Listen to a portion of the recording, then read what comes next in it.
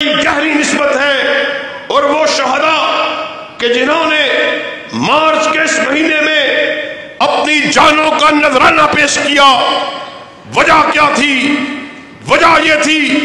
ساری زندگی قال اللہ اور قال الرسول کی دعوت کو دیتے رہے اور آقا کائنات سے محبت کا نعرہ لگاتے رہے،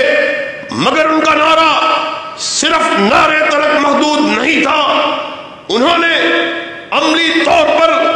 جام شہادت کو نوش کیا اور اس بات کو ثابت کیا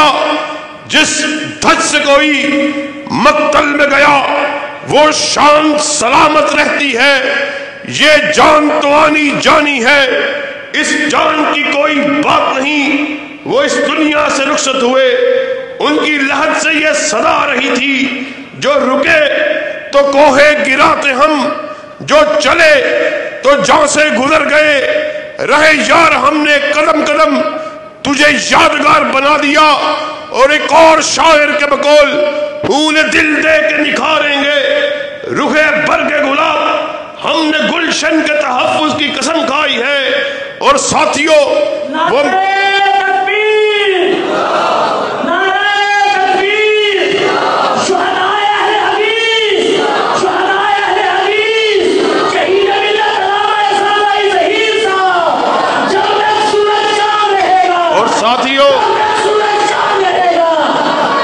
اور اللہ کے فضل و کرم سے